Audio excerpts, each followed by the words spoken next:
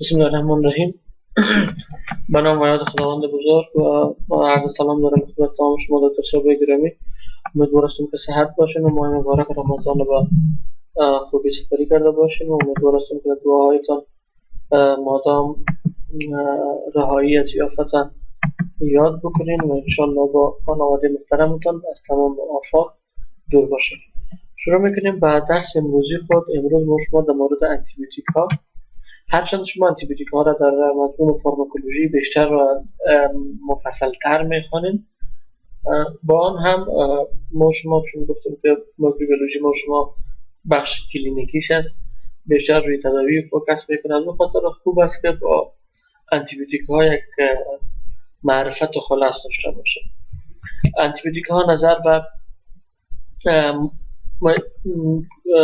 طرز عملشان و شیوهی که اینا برخورد میکنن با میکروب ها به دو نوع تقسیم شده: باکتریوستاتیک و باکتریوسیدال، که ما شما خواصش میخوانیم که باکتریوستاتیک از جمله او باکتریا انتیبیوتیک های هستند که باعث منع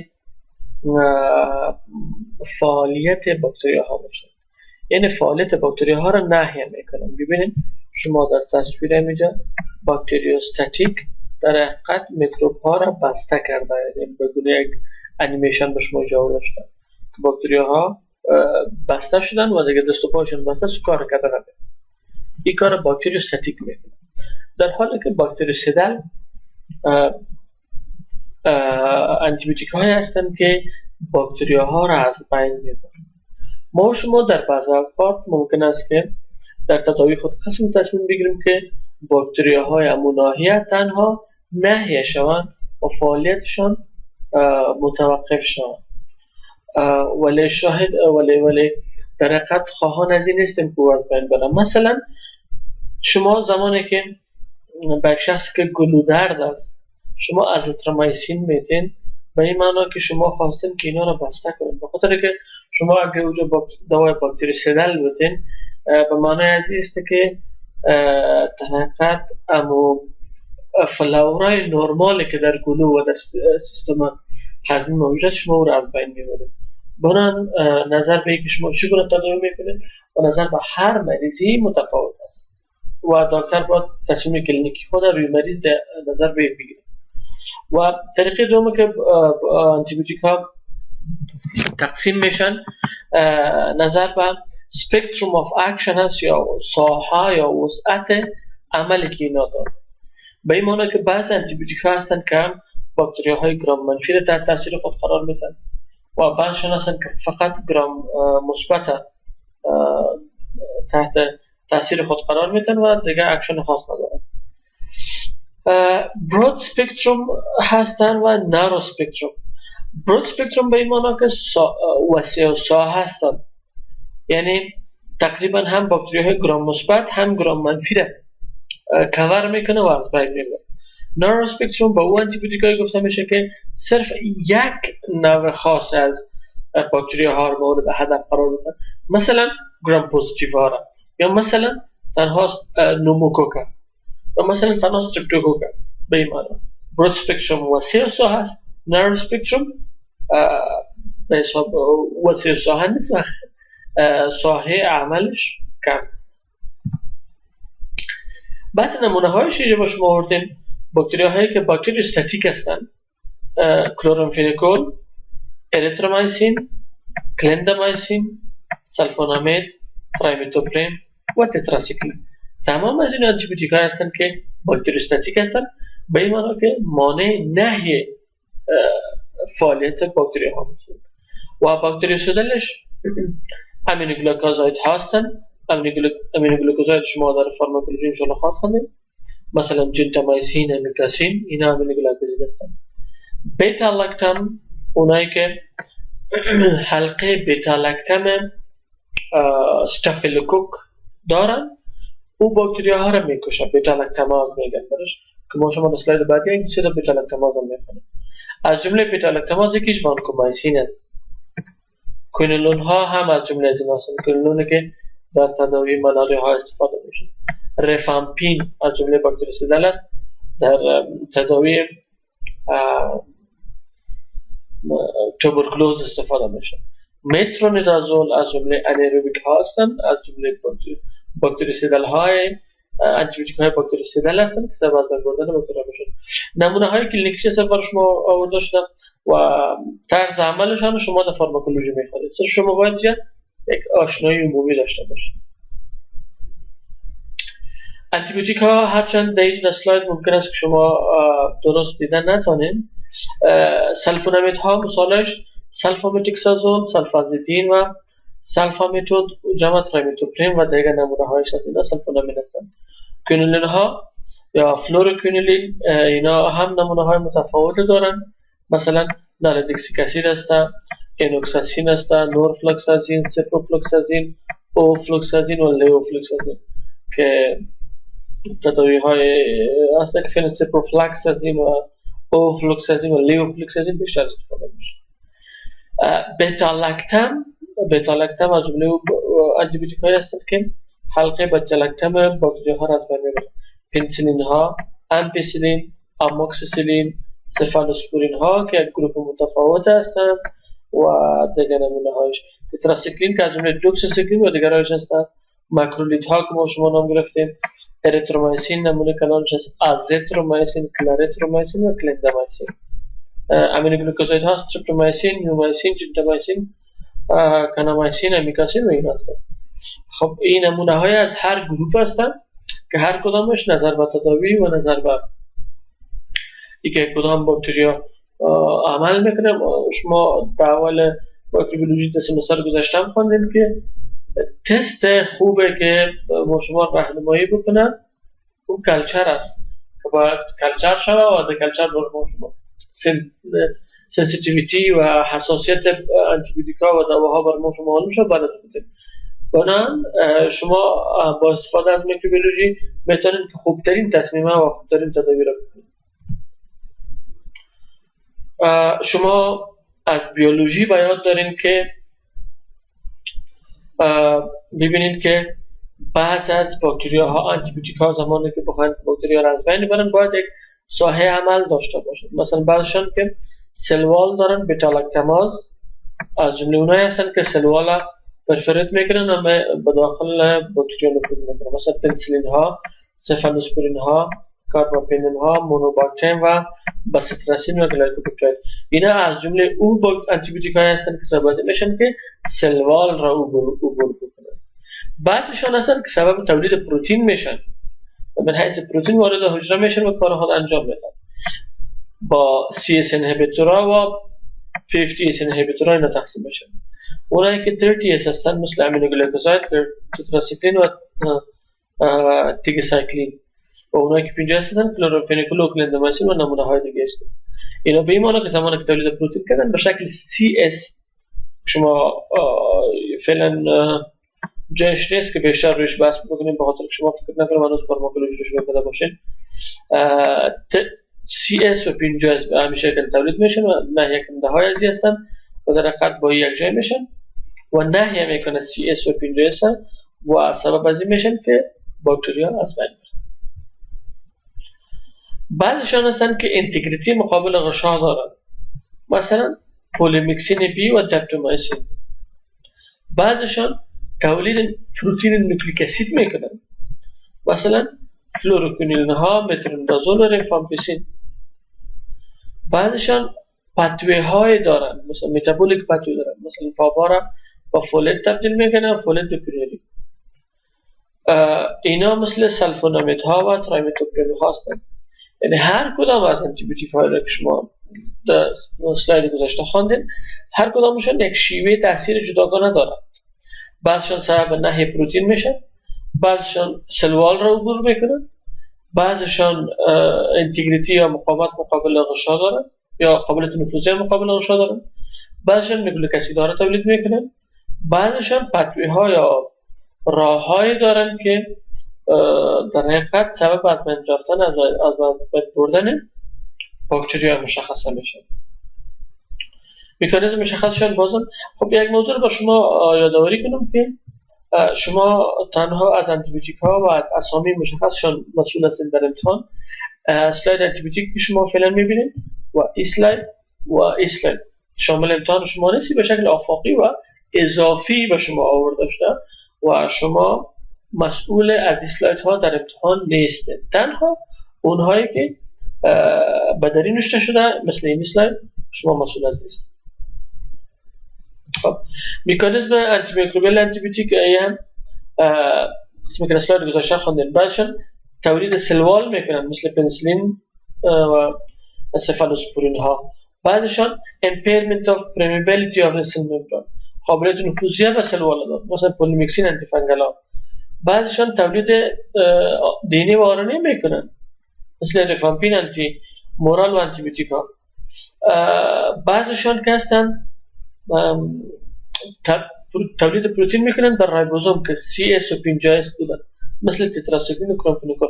ما شما را اسلاید گذاشته رخ اینجا هم صرف یک تقسیم بندی است که شما باید به آشنا باشین. بیتا لاکتام آنتی بیوتیک اونایی که حلقه بیتا لاکتام میکروب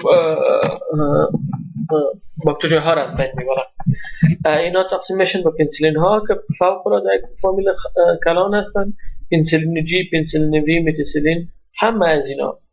و سفالوسپورین ها که شما میفهمین که جنریشن اول نخواست روی کار شد، بعد جنریشن دوم، سوم و بالاخره روی جنریشن چهارم، پنجم و حتی ششمش کار است. جنریشن اولش امپیسیلین و سفادروکسیل و سفالکسین اینا هستن. جنریشن دومش که سفازولین و سفامندول و سفاناید و سفمیتازول و که جنریشن دومش زیاد مورد استفاده قرار نگرفت، تنها سفروکسیمش حالا هم استفاده میشه دارد. جنریشن سومش که فوق العاده مثلا دوایی که ما شما زیاد از استفاده میکنیم سفترکسون است که یک انقلاب را تقریبا در دنیا طبابت به دنیا آورده بود، ولی متاسفانه استفاده پیش از حدش در ما شما حال مقاومت را ایجاد کرده و اکثریت از مریضا حالا با سفترکسون هم جواب نمیدن. این جنریشن سومش است. سفتازیدیم و سفترکسون و سیفیکزیم از جمله بیشترین استفاده شده های از جنریشن سوم هستند. جنریشن چهارم و پنجمش که حال روی کار از سیفیپیم و سفازوپریم و سفپیروم و سفپینوم و که بعض از ایناش فعلا روی تحقیق هستن. این صرف یک طبقه بندش بود. خب ادویه بیتا لاکتام در تداوی که ما شما نموکوک و استریپتوکوک خوندیم، ادویه بیتا لاکتاماز باید توصیه شود. اگر حساسیت با پنسیلین موجود باشه از ماکرولیت ها استفاده کنید. ماکرولیت شما خواندید که چی بودن؟ اریترومایسین و آزیترومایسین بودن. انتیبیوتیک وقایوی به مریضایی که امراض حاد تب روماتیسم داشته باشن برای 5 سال توصیه میشه. و بیتا لاکتام و ماکرولیت ها تداوی چایس در روماتیک فیور هستند. هرچند تداوی روماتیک فیور نظر به گایدلاین های جدید متفاوت شد و شما خب فعلا جایش نیست که روش بحث کنیم. تنها به شما یادآوری میکنم که زمانی که روماتیک فیور تخصص کنه تداوی قوی آنتی میکروب شروع. خب استرپتوکوکس اگلاشیا یا گروپ بی استرپتوکوک اینا هم نظر به تست هایی که انجام شده بیتا هیمولایتیک هستند، مقاوم هستند در مقابل باسیتراسین که ما شما خواندیم. تست باسیتراسین من حیث تکرار احسن بازی جا ذکر شده. یک تست هست که تفاوت بین استرپتوکوک گروپ A و دیگه استرپتوکوک ها نشان میده. استرپتوکوک A در این وسط وقتی که کشت میشه حساس میشه و توسط از این وسط از بین میره و مثلا یک عکس العمل نشان میده. مثلا اینجا استرپتوکوک اسپایرشن زمانی که تست باسیتراسین رویش اجرا شده یا اصلا عکس العمل نشان داده و یا نشان داده و یا نشان نداده. پس نشان دهنده ازی است هرگاه که مقابل باسیتراسین تست یک باکتریا مثبت بود به این معنی که این استرپتوکوک A است. و گروپ بیش منبعش بیشتر در محول خانم هاست، تقریبا 15 تا 20%. دو رقم معده مایعی هم ممکن است که یکی از منبع مهم از این باشند. و اونایی که نوزاد هستن و جدید الولاده هستن به هنگام ولادت ممکن است که برن. و یکی از عامل مهم early onset sepsis در نوزادها هست و افزایش وقوعات از در نوزادها در زمانی که دردهای ولادی بعد از پاره شدن غشای طولانی به وجود بیاد، زمانی که تثقب غشای شاه‌ها در نزد خانم‌ها در هنگام ولادت به وجود بیاد، سبب میشه که نوزادی که تولد میشه با گروپ B استرپتوکوک مصاب میشه. امراض رو که ایجاد میکنه سپرسیمیا و مننجایتس، چون تمام باکتری‌ها سبب جان ردیده شده میتونن و تداویت امپیسیلین با یک امینوگلیکوزاید هستن یا هم سفالوسپورین. این امپیسیلین چایس اول است چون بتا لاکتام باید منع بکنن و در پارویز اگر نوزاد باشه امینوگلیکوزاید ها رو پیش استفاده میکنین، مثلا امپیسیلین و جنتامایسین یا مثلا امپیسیلین و امیکاسین. و یا هم اگر طفل کلانتر باشه شما میتونید که امپیسیلین همراه با سفالوسپورین ها که سفترکشن بیشتر استفاده میشه. اگر همراه سفترکشن حساسیت ایجاد بود با شما میتونید که از جمله سفوتاکسین استفاده کنید و سفروکسین استفاده کنید. مرحله سپسیس که شما در چندین بار را خواندیم، یک منبع انتان باید موجود باشه، بعد از اون با داخل دوران خون میشه باکتری‌ها، بعد از اون سبب پاره شدن نویه‌های خون میشه، بعد از اون تخریب ارگان میسازه و بالاخره سبب مرگ میشه. مننجایتس چندین بار ما شما خواندیم که اعراض و علائم مشخصش ترس از نور است، سردردی شدید، گردن شخی گردن است، رشحه‌های جلدی ممکن است بعد از انواعش باشه، دلبدی و استفراغات علامه مهم از است. دستها و پاها سرد میشد به صورتی که مریض به طرف سپسیس و به طرف شاک بره. نمونیا هم در اینجا یک چیز معمولش است، جمله الفا همولایتیک است، حساسیت در مقابل تست آپتوچین در اینجا موجود می باشه و طور خونوی تنفسی انسان ها را مصاب می‌سازند و باکتریای استرپتوکوک هم تداویش باید به قسمت که دیگه باکتری ها را ما شما تداوی میکنیم. این نمونیا هم باید تداویش و ما شما روی نمونیا در اسلایت قبلی وضاحت کامل داریم. خب شما میفهمین که تمام امراض تنفسی انتقالش از طریق قطرات هوایی صورت میگیره، مخصوصا ما شما کمی یک لحظه. خب مثلا کرونا که یکی از مریضی تنفسی هست از طریق قطرات هوایی بیشتر میکنه. تمام امراض تنفسی انتقال راه عمدهش قطرات هوایی است. معمولا در قسمت بلعوم انفی یا نازوفارنجال بدون ایجاد مرض ممکن است که زندگی کنه و من حیث یک ناقل و یک اپورتونیست و یک داوطلب به وجود زندگی داشته باشه. کپسول پلیساکارایدیک از این عامل عمده ویرولانس است و ممکن است که سبب تخریب اپیتلیوم رخ تنفسی شود و زمانی که را تخریب میکنه سبب به وجود آوردن آفات تنفسی میشه. نمونیا را که در اسلاید قبلی هم رویش گپ زدیم، سبب استرپتوکوک نمونیا سبب معمول نمونیا است. نظر به سبب در دهه 6 حیات شما یک باریکی را باید متوجه باشید. زمانی که طفل 6 ماه باشه اکثرا یا معمولا ویروس ها هم ممکن است که عامل مرض باشه که ممکن است که سبب برانشولایتس شود که باید ما شما در نزد اطفال که 6 ماه باشن در حقیقت تشخیص تفریقی کرده بود امکان سینه و بغل است و یا هم نمونیا آیا ای برانشولیت یا نمونیا است که اوصاف دیگه که ما شما اینجا داریم بر ما مشخص می‌سازه. مثلا لرزه ممکن است موجود باشه در حالی که در برانشولیت نیست. تب مخصوصا تب بلند دست نمونیا موجود باشه در حالی که در اطفالی که برانشولیت باشن و عاملش ویروس باشه تب موجود نمی باشه. بلغم خون‌آلود ممکن است که در نمونیا موجود باشه، از جمله نادراتش است، ولی در برانشولیت این موضوع نیست. پس شما نظر به این میتونید که تشخیص کنید و شما در ساید دیگه کلینیکیتون که میخوانید زمانی که صدر مریض شما اصغا میکنید و استاتوسکوپ رو روش میگذارید در نمونیا شما میفهمید که کرپیتیشن را اصغا میکنید. در حالی که در یک طفلکی که سینه و بغل یا نمونیا نباشه و برانشولیت باشه، شما در اوجه رانکای هم بشنوید و اگر شکل پیشرفتش باشه ممکن است که ویزنگ هم بشنوید. روی مننجایتس هم به چند کلمه مختصر میگیم. مننجایتس سبب معمول مننجایتس ممکن است که باکتریا ها باشن و ممکن است که سبب اوتایتس میدیا یا التهاب گوش متوسط و سینوزایتس در اطفال شد. اوتایتس میدیا ببینید نورمال شکل اکس گوشه که نرمال است و گوشه که به شکل التهابی رو به خود گرفته و کاملا هماش رسول است. تداوی از این اگر شکل سینه و بغل باشه شما خوب است که برش مکرولیت بتین از اریترومایسین که در اطفال خوب جواب میده. اگر مننجایتس در کاهلا باشه سفترکسون، اگر با سفترکسون تداویش نتونست و مقاومت شد در مقابل پنسیلین موجود باشه برش وانکومایسین.